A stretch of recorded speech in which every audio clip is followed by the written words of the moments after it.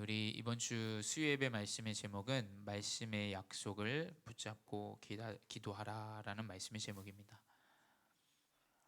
어, 하나님의 말씀은 성취하시는 약속입니다. 이 말씀의 약속을 우리가 붙잡고 기다리면 그 말씀 분명히 성취되어집니다. 마태복음 28장 17절에도 우리 예수님이 제자들에게 나아갔을 때 의심하는 사람도 있었다라고 기록되어져 있죠. 말씀을 붙잡으셔야 됩니다. 뭐가 의심되고 염려되십니까? 나에게 말씀이 없다라는 사실은 상태입니다. 나에게 성취될 미래의 언약이 있다면 우리가 의심하고 염려할 것들이 사실은 무엇이겠어요? 이 예배에 함께하는 모든 중직자 또 온라인으로 함께하는 분들이 언약을 붙잡으셔야 돼요. 왜냐? 언약은 성취되어지는 약속이기 때문이에요. 그래서 이 말씀의 약속을 붙잡고 우리 중직자분들이 나아가셔야 됩니다. 오늘 서론으로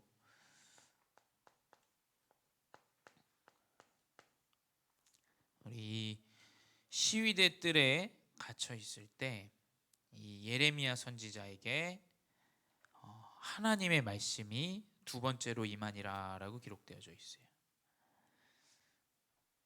시위대 뜰.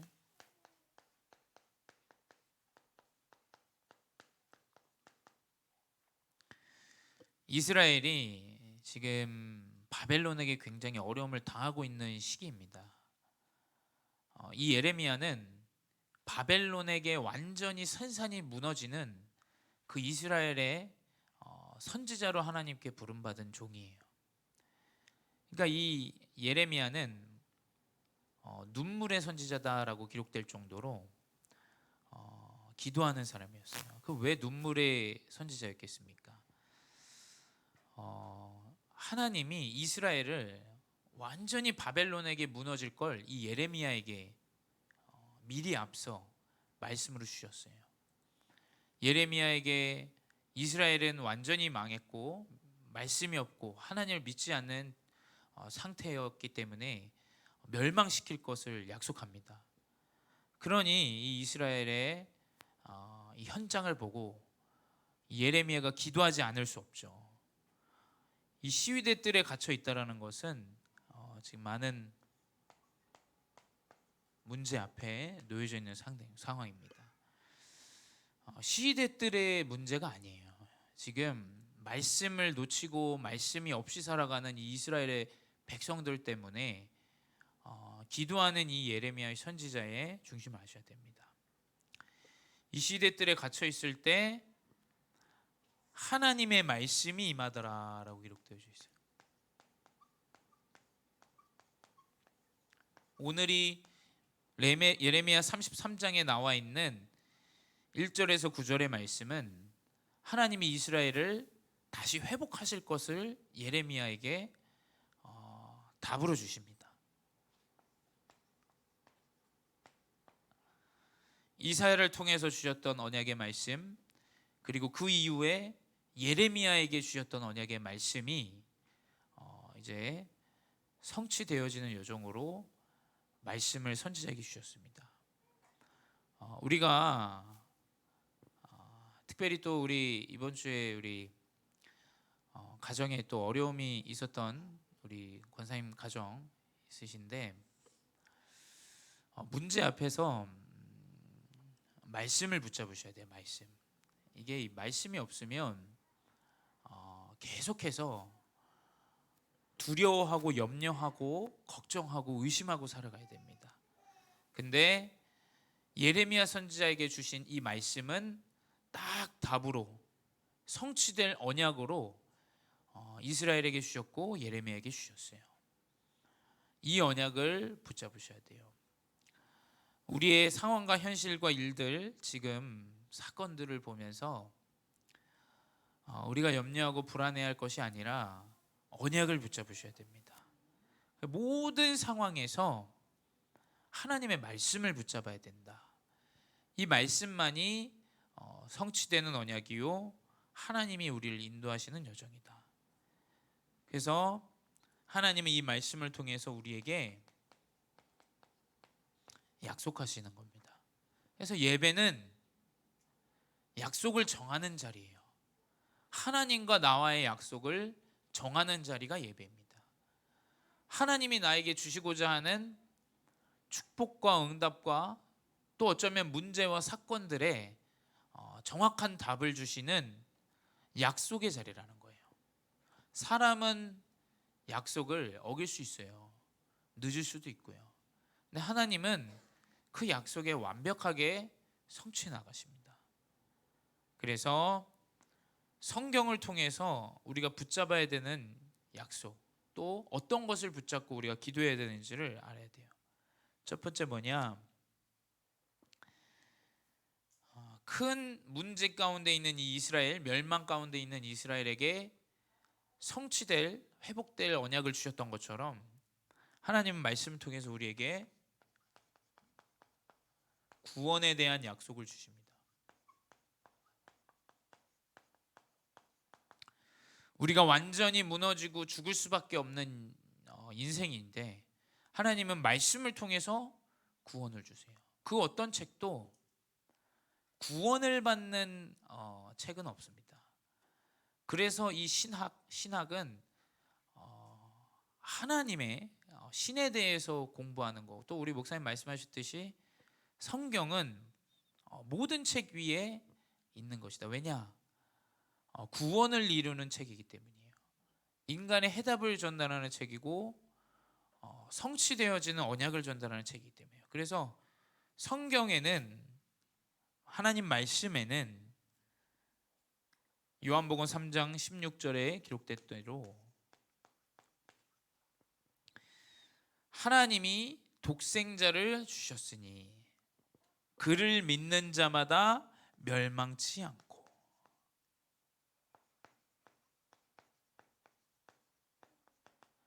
그리스도에 대한 이 구원, 그리스도를 통하여 구원을 이루신다라는 약속을 주신 것이에요. 이 약속이 계속 반복됩니다. 요한복음 5장 24절에도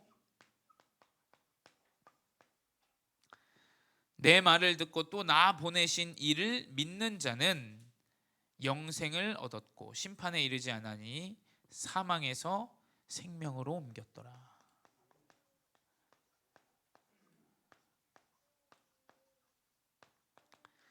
그리스도의 언약, 나 보내신 이 하나님을 믿는, 말씀을 믿고 하나님을 믿는 자에게는 사망에서 생명으로 옮기는 이 구원에 대한 언약을 우리에게 주셨어요.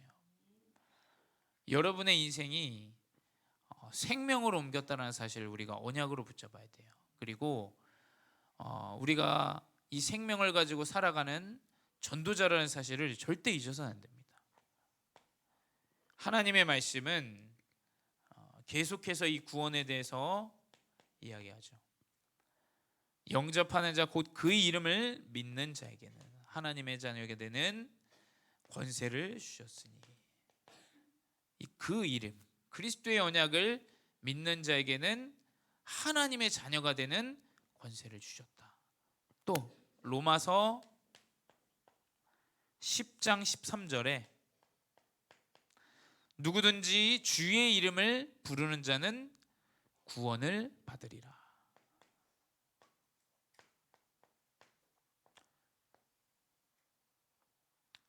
그 이름이 바로 그리스도라는 거예요. 하나님은 말씀을 통해서 그리스도의 언약을 우리에게 주시고 계세요. 우리가 예배 때 회복해야 되는 게 뭡니까? 그리스도예요. 우리 사랑하는 가족을 잃어도 그리스도를 회복해야 돼요. 다른 거 회복하면 안 돼요. 너무 슬픔에 빠져 있는 거 안 됩니다. 그리스도를 회복해야 돼요. 그리스도의 언약을 붙잡고 구원에 대한 언약을 회복해야 돼요. 그래서 뭡니까? 목사님 가셔가지고 상가집에 예배 드리면 빛이 비춰지는 거예요. 왜냐? 사망을 통해서 생명을 전달하는 이 그리스도의 언약은 세상 것과 달라요. 뭐 예수 믿어 죽었다, 뭐 그런 개념이 아닙니다. 그리스도의 빛은 완전히 사망에서 생명으로 옮기는 거예요. 그래서 우리는 그리스도의 언약을 딱 붙잡아야 돼요. 여러분이 친구를 만나고 또 뭐 다민족을 만나고 누구를 만나도 우리가 전달하고 회복해야 되는 것은 그리스도뿐이에요. 가인의 예배가 왜 성취되지 않았습니까? 내가 가진 거 드리면 되지. 그리스도의 언약을 놓친 거예요. 이거 예배 오느냐 안 오냐, 예배를 하냐 안 하냐의 개념이 아니라 그리스도의 언약을 놓치면 인류 최초의 살인자가 바로 가인이에요. 가인, 그렇죠? 그리스도의 언약을 놓치면 완전히 사망 가운데 머무른다. 그래서 우리는 모든 기도 이전에 하나님이 우리에게 약속하신 구원의 언약을 붙잡고 그리스도의 언약을 붙잡고 기도하는 겁니다. 두 번째 뭐냐? 하나님이 약속하신 약속이 우리를 인도하시는 인도의 약속이 있어요. 하나님은 그리스도의 은혜 안에 있고 그 구원받은 자를 인도하신다라는 약속을 우리에게 언약으로 주셨어요. 고린도전서 10장 13절 뭡니까? 사람이 감당할 시험 밖에는 허락하지 않는다라고 기록되어 있죠. 그리고 또 뭐냐? 시험 당할 즈음에 피할 길도 주신다라고 기록되어 있어요. 문제인 것처럼 보이고 어려움인 것처럼 보이지만 우리에게 감당할 시험을 주신다 그랬어요.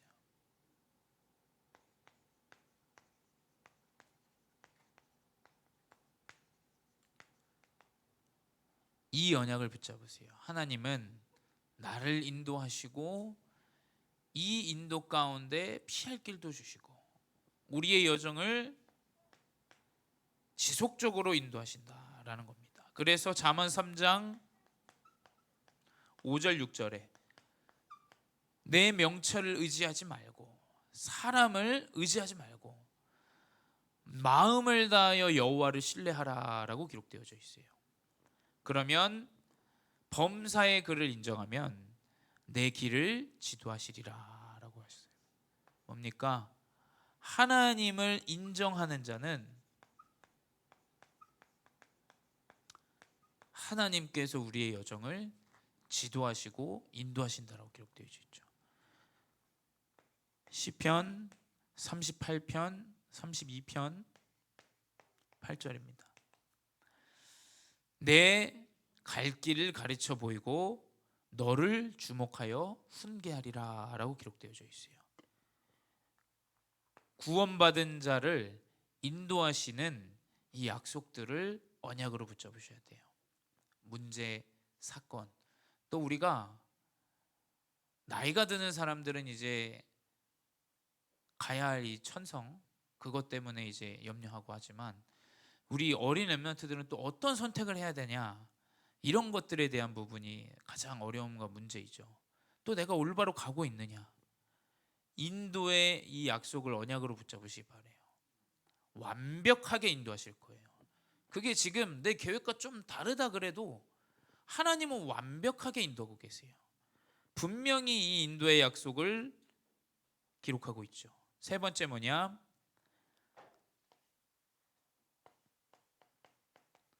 하나님은 우리에게 물질에 대한 약속도 약속하고 계세요.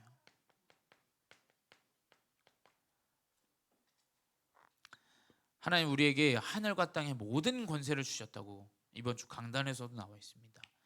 분명히 물질에 대한 하나님의 약속이 있죠. 빌립보서 4장 19절에 나의 하나님 그리스도 예수 안에서 영광 가운데 그 풍성한 대로 너희 모든 쓴 것을 채우시리라 라고 기록되어 있어요.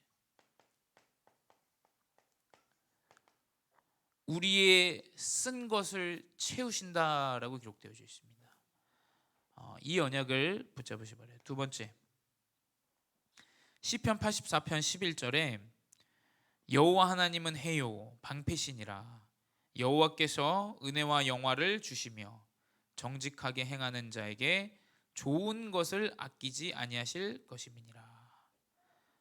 하나님은 우리에게 가장 중요하고 좋은 것을 예비하시고 우리의 것을 채우신다.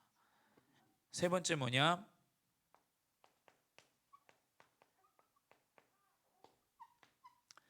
요한 3서 1장 2절입니다.